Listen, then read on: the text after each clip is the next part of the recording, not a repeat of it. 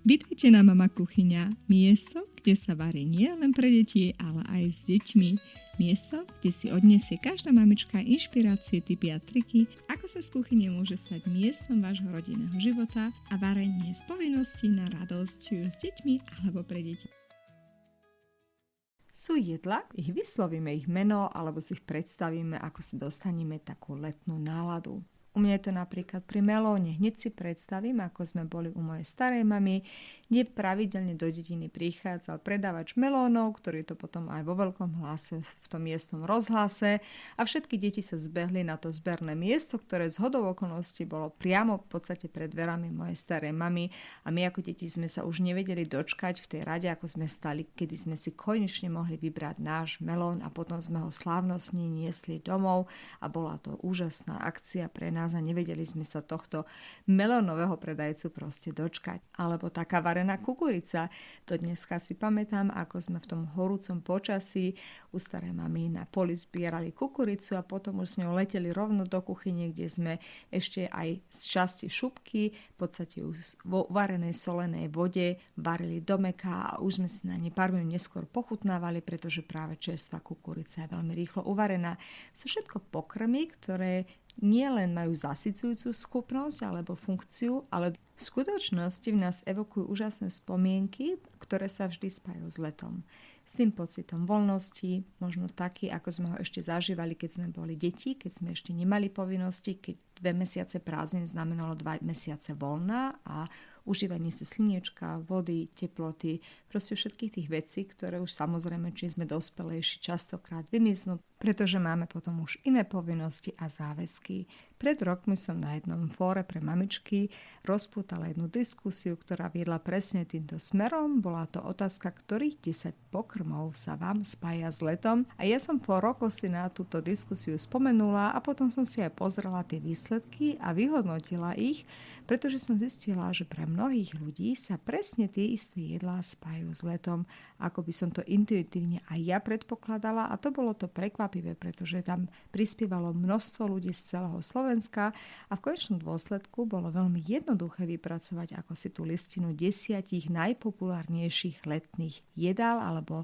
pokrmov či surovín, ktoré sa nám vždy s letom. A ja začnem asi tým, čo vás najmenej prekvapí a tým je zmrzlina, pretože zmrzlina je samozrejme neodmysliteľná s letom, avšak ja ako dieťa osobne si ešte viac pamätám nanuky, pretože ako deti to bolo pre nás niečo výnimočné dostať pár centov alebo terajších mierkach ešte korún za nejakú robotu v záhrade, keď sme napríklad pomáhali a potom sme za to si mohli utekať do miestneho obchodíku kúpiť nanúk a tie nanúky samozrejme boli to tie klasické, ešte slovenské, našťastie mnohé z nich prežili a dodnes sa dajú zakúpiť ako myša alebo tie rôzne iné tvarohové či jahodové drenie, malinové drenie a tak ďalej obalené v čokoláde dodneska. Ich ešte obľúbujem a som preto tak rada, že pretrvali a dajú sa naďalej zakúpiť. Ale v podstate to bola taká odmena za všetko, čo sme robili. Stačilo nám skutočne jedna zmrzlina alebo nanúk a boli sme šťastní. A dokonca mnohých výletov, ktoré sme podnikli, výsledkom bolo len zakúpenie zmrzliny alebo nanúkov. Takže taká cyklotúra so zmrzlinou na konci výletu, to bola proste pre mňa naozajstná odmena za to, že sme teda vydržali aj pri horúčavách. Samozrejme, že neostalo len pri kupovaných zmrzlinách, mnohé sme vyrábali aj sami. Dneska to už je úplne jednoduché, pretože tieto formičky na doma vyrobené zmrzliny alebo skôr také tie drenie, čo si zamrazujeme, sú ľahko dostupné. Nechcem robiť reklamu, ale už existujú aj sáčky, ktoré sú na to v podstate predpripravené, že ich len naplníte dreňou a môžete ich dať zamraziť a potom spraviť takto povedzme doma vyrobený nanúk alebo zmrzlinu, ktorý je úplne zdravý a viete to presne kontrolovať, ako ovoci do toho vložíte, ale samozrejme existujú už aj mnohé silikonové formy a tak ďalej. Na mieste 2 a 3 boli už spomenutý melón a kukurica. To sú podľa mňa favoriti pre väčšinu ľudí. Úžasné na nich aj je, že sa dajú skvelo zobrať na cesty, najmä keď idete na výlet k vode a tak ponúkne aj niečo, čo aj zavlaží. Práve ten melón je veľmi osviežujúci, ale aj kukurica vie dobre zasytiť, takže skvelé veci, ktoré vydržia aj pri vyšších teplotách bez toho, aby sa pokazili. Ale pritom to nekončí. Mne osobne sa leto vždy spájalo s lečom a to malo asi za dôsledok to, že u nás bolo vždy veľká úroda rajčín a paprík a keď teda práve začala tá naozajstná sezóna, hlavne paprík, tak bolo ich treba aj rýchlo spracovať a preto sa u nás lečo pravidelne pripravovalo a potom neskôr už keď začínala tá sezóna dochádzať, tak sme vo veľkom zavárali také poháre zavaraninové plne leča, teda klasika rajčiny a papriky, ktoré sa neskôr pridajú na opraženú cibulku, už len zalejú vajíčkom a počka sa, pokiaľ sa to vajíčko v podstate sekne a už máme hotový pokrm, už len dosoliť a pridať možno čierne korenie a hotový bol rýchly obed či večera. Toto u nás fungovalo veľmi pravidelne. Moja mama mimoriadne obľúbuje lečo a v tej zavaranej verzii je to v podstate to isté s tým len, že sa tie zeleniny už dajú do zavaraninového pohára, nechajú sa krátko prevariť, aby sa to teda konzervovalo a tým pádom sa už pustí viac šťavistých rajčín, to znamená, že neskôr je tá príprava ešte o to rýchlejšia. Tým ďalším pokrmom spájujúci sa s letom, a to nie len pre mňa, ale ako som spomenula, toto reflektuje aj tú diskusiu, ktorá vyvstala na tomto fórume, boli špekačky alebo celkovo opekanie či jedlo vonku pod holým nebom. Moja mama napríklad mimoriadne rada opekala vždy slaninku, takú ešte povedzme s málom toho mesitého časti, to bolo väčšinou len ten tuk a tak keď sa vyškvarala, tak bola veľmi chrumkavá, alebo klasické špekáčky, dneska už je ten výber obrovský, ale proste tá predstava toho, že zoberiem si jedlo do nejakej dózy, ako to bolo aj v minulosti a priniesiem si ho niekde k otvorenému priestranstvu, kde založíme najskôr oheň a potom pomaly tam prikladá každý svoju ruku k dielu, aby ten oheň aj naďalej teda fungoval. My sme ako deti zbierali vždy vetvičky a snažili sa tak pomôcť a na záver nájsť nejakú palicu, na ktorej si potom nastokneme na špekaček a všetko zjeme vonku pod holým nebom, možno už len s nejakým chlebikom, prípadne nejakou cibulkou, uhorkami či rajčinou. To je podľa mňa takisto istá spomienka na detstvo, ktorú aj my môžeme našim deťom ešte naďalej ponúknuť. Taký retro piknik pod holým nebom. Už som spomenula ďalšiu prísadu, ktorá sa mne takisto ešte stále spája s letom, i keď dneska sú už celoročne dostupné a tým sú uhorky. Keď začala uhorková sezóna zase, tak sa všetko vytváralo len z uhoriek a u nás sa vo veľkom vyrábal klasický uhorkový šalát, ktorý vyrábala moja stará mama aj babka z okolností úplne rovnako a to je tak, že sa do vody spraví taký nálev, do ktorého sa rovnakú mieru dá cukru a octu. U nás to boli 2 polievkové lyžice cukru a 2 polievkové lyžice octu.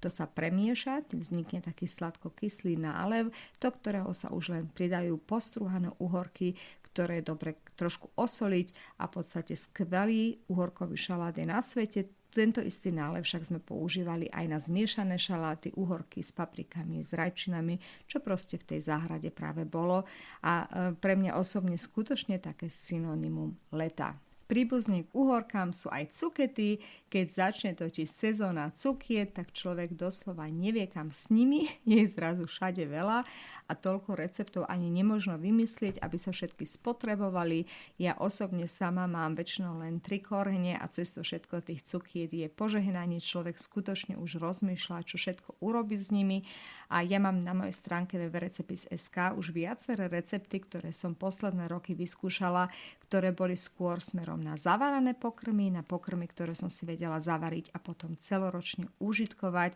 čím som v podstate využívala túto mimoriadnu úrodu cukiet, ale samozrejme aj veci, ktoré sa dajú hneď pripraviť, napríklad placky či iné pokrmy sú synonymum ako si leta, pretože tá cuketová sezóna, taká tá naozajstná v záhrade, nie tá v supermarketoch, trvá naozaj len istú dobu a potom je po nej a tak potom následujú vždy aj cuketové hody. Už som spomenula cuketové placky, ale takisto k letným výletom sa spájajú pre mňa aj zemiakové placky alebo tzv. Harula. Recept na ne takisto nájdete na mojej stránke www.recepis.sk.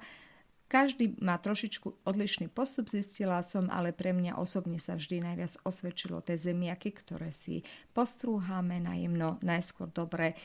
otlačiť zo šťavy, aby boli relatívne suché, k tomu pridať vajíčka, sol, čierne korenie, majorán a cesnak a trochu múky na zahustenie a z toho vypracovať zmesku, ktorú potom postupne opekáme. To chrumkáva z oboch strán na panvici. Pri zemiakových plackách je asi to najdôležitejšie, je skutočne snažiť sa dosiahnuť dosiahnuť, aby tie zemiaky boli čo najsuchšie, pretože čím menej v nich tekutiny, o to chrunkavejšie budú neskôr placky a takisto je veľmi dôležité ich opekať vždy pomaly, teda nie z hurta, aby sa pomaličky prepiekli, aby to vnútro bolo už dobre teplne upravené a tá vonkajšia kôrka v podstate krásne chrumkavá. Mimo zemiakových placiek takisto patria k letu aj zemiakové iné pokrmy, ako napríklad zemiaky v guláši. Aspoň mne osobne sa veľmi spájajú tie zemiaky práve s takým vonku v kotlíku pečeným gulášom, ale takisto aj zemiaky pečené v pahrebe, pretože keď sa opekalo, tak zostala tá pahreba a bolo to ešte úžasné využitie toho zvyšku tepla, ktoré tam bolo. Stačilo zemiaky, u nás sa vždy zabalili do alubalu a teda hodili skutočne do tej pahreby a vytiahli o pár minút, väčšinou to tak trvalo 40 až 50 minút a už boli v podstate dostatočne upravené. Takéto zemiaky v pahrebe sú naozaj lahôdka, najmä servirované s maslom a solou. Tým sa dostávam pomaly na koniec mojej listiny, pretože čo mi ešte ostalo a toho je potom už neuveriteľne veľa, to je hlavne sezónne ovocie, pretože sezónnu zeleninu sme si už spomenuli, ale aj toho ovocia bývalo v záhrade neskutočne veľa, či už to boli čerešne, potom boli višne, potom boli marhule, potom boli broskyne, potom boli rybezle. Proste toto všetko, čo sa tam nachádzalo, bolo treba aj ďalej spracovať a tak sa neustále buď robili také u nás aspoň kysnuté hlavne koláče, alebo sa robili bublaniny, alebo sa to ovocie, to robí mama často, spracovali ako sirup, či zaváralo do kompótov alebo džemov. Proste tam bola neustála robota, pretože na jednej strane to bolo fajn, že sa urodilo veľa ovocia, na druhej strane to ovocie bolo veľmi krátko trvácne a bolo treba rýchlo vymyslieť nové cesty, ako ho ďalej spracovať a teda predĺžiť jeho trvanlivosť alebo ho správne využiť. Ešte jedna z tých spomienok, ktorá sa mne vždy spájala s letom, to bola spomienka na slivkový lekvár, ktorý sa piekol u nás v kotli a preto si ho pamätám tak dobre, pretože bola to skutočne fuška, ak to môžem povedať, pretože ako deti sme tam mali stáž, museli sme sa objednať. Ak ste to už niekedy videli, ako sa pripravuje tento lekvár, tak je to v podstate veľmi pomalé, veľmi dlhé, naozaj musím spomenúť dlhé varenie sliviek, ktoré sa postupom toho varenia samozrejme nielen rozpadajú, ale aj uvoľňuje sa z nich stále viac pektínu a to pekne krásne zahustí tento slivkový lekvár.